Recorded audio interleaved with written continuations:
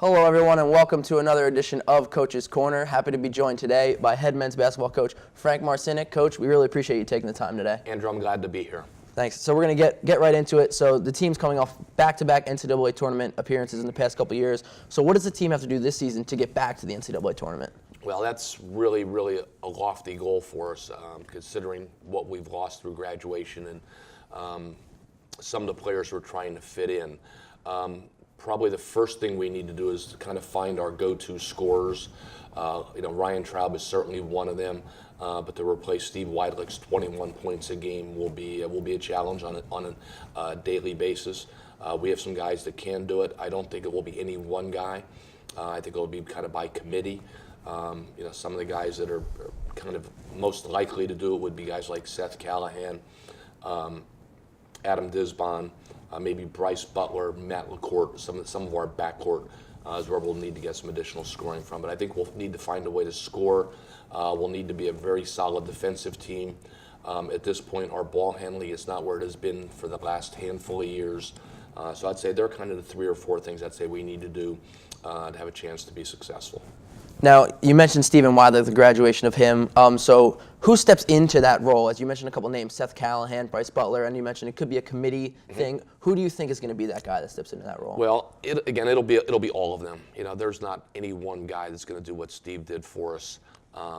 Steve was a picture of consistency. Yeah. And to ask any of our returning players to do that, I think would probably be asking them to really step out of their comfort zone. Mm-hmm. So I think it will kind of be on a night-by-night basis. But the 4 I mentioned, Seth, Adam, Bryce, and Matt are 4 kids that really have the ability. And we'll kind of rotate them around and kind of see who has it going. In our first scrimmage, Seth Callahan played quite well, shot the ball very well. I think he had 25 for us. In the second scrimmage, Matt LaCourte shot it a little bit better and gave us a nice lift off the bench. But it will kind of be whoever has it going. That's who we'll go to. Absolutely. Now, the D3 Hoops preseason poll came out just a couple weeks ago, and they had you just outside of the top 25, getting some votes in that poll. What did you see in that poll, and how do you think the voters did? Yeah, I really appreciate the respect they have for our program. We had been a top 25 team the last 2 years. And this is not the same team, but it is the same program. And so I think there's some respect out there for Susquehanna basketball on a national level, and that's really important to me, really important to our players. And the bar has been set at a fairly high level, and I don't think anybody wants to see that bar come down. So the national respect is one we appreciate, one that we respect, and one that we know we'll have to work really hard to continue to keep. Now, early on in the season, you have some challenging games, including taking a trip over and playing a Division I Lafayette team. So how do you think coming out of November, December is going to prepare you playing teams like that for that landmark schedule in January and February? I think our route to the NCAA tournament this year will probably be more so through the landmark than as an at-large team. But I do think our strength of schedule will be one of the tops in the country. The last 2 years, our RPI has been in the top 10 in the country both years. And I honestly believe this year's schedule is more difficult. So for a young team, some really tough early season tests against some veteran teams, will certainly help us gain valuable game experience. And as you mentioned, going to play a Division I school like Lafayette, I think we always get better playing those games. So I'm excited by the challenge. We always talk to our players about not getting too high in our highs and too low in our lows. We're really concerned about the process, kind of taking it possession by possession, and just trying to get better every day. So these games will force our development maybe at a faster pace that we might be ready for, but I think that's a good thing. Absolutely. So the roster has returning starters Ryan Traub and Tyler Hoagland, as you mentioned earlier. Who are some of the other candidates who can maybe round out that starting 5? Yeah, I think what we'll do is we'll probably go with some guys that have some experience from a year ago. And those 3 would be Zach Kinect, who played a good bit for us, gave us very valuable, very solid minutes as a backup forward. Adam Disbon, who played a lot for us the last 2 years, but unfortunately, I didn't like to have Steve Weidlich out of the game very much. So Adam's time was... Can't blame you for that. No, smart man, aren't I? That's right. Adam's time was certainly impacted by by Steve's abilities, and then Seth Callahan. Seth can play the one or the two, but is probably our best pure shooter. So, our starting lineup will be Tyler Hoagland, who returns with a lot of experience as a point guard, Seth Callahan, Adam Disbon, Zach Connect, and Ryan Traub. So that will be our starting five. And who are some of those newcomers, maybe some freshmen, new faces that we might not know that we can expect to see on the floor this year? Yeah, two freshmen that will play a lot for us will be Matt LaCourte.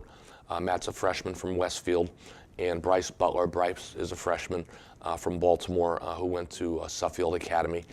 Both very mature, mentally and physically don't look like freshmen, don't play like freshmen. So we'll see once the lights go on how they handle it. But they're two guys that we expect to play a lot of minutes, and our scrimmages have both played a lot of minutes. And I feel like that they're kind of ready for significant playing time. Now, the coaching staff is almost identical as last year, except for the exception of Mike Fitzpatrick. What does he bring to the table, and how does he make the coaching staff better as a whole? Sam Moore, who was with us for 3 years, was a terrific assistant, and really hated to see him go.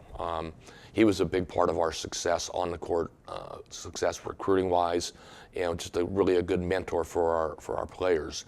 Mike Fitzpatrick comes to us to fill Sam's role. Mike is also very experienced. He has 3 years experience at the college level. He had coached at Arcadia where he played, and then the last 2 years was at Salisbury. Salisbury was one of the top 3 teams in the region almost every week for the last 2 years. So I think he knows what it means to compete at a high level of Division III. I think he knows what types of players we need to recruit to be successful at Susquehanna. So he's hit the ground running. He joined us. I think I hired him in early June, and he's been going every day since. It's just been terrific. So while we hated to see Sam go, Mike has really stepped up and done a great job. Now, just one more before I let you go. This is your 29th season here at Susquehanna, over 400 career wins in an almost Hall of Fame-like career. So how is this year's team going to measure up to some of your teams that you've coached in the past? This will be a heck of a challenge, and it's a challenge that I'm looking forward to and that our players are looking forward to. I think the way you evaluate great programs is consistency. The way I evaluate great players is consistency. And we've been, the last 4 years were the winningest 4 years in Susquehanna basketball history. So the class of Steve Weidlich and Dalton Reichert and Danny Weiss and Jason Dietrich had the most wins of any 4-year players. I want Ryan Traub, Glenn Nanius, and Adam Disbon to be able to say that their careers had more wins than the group that came before them. So to me, it's I don't want to say it's the ultimate challenge, but it's a great challenge to be consistent.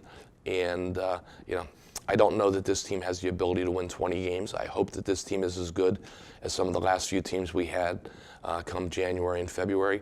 But it's going to be a long season. Well, Coach, we appreciate you taking the time to join us here today. And make sure you catch Coach Marcinek and the Riverhawks this weekend in action in the Susquehanna Trailways tip-off. Thanks a lot, Coach. Appreciate it. Thank you, Andrew.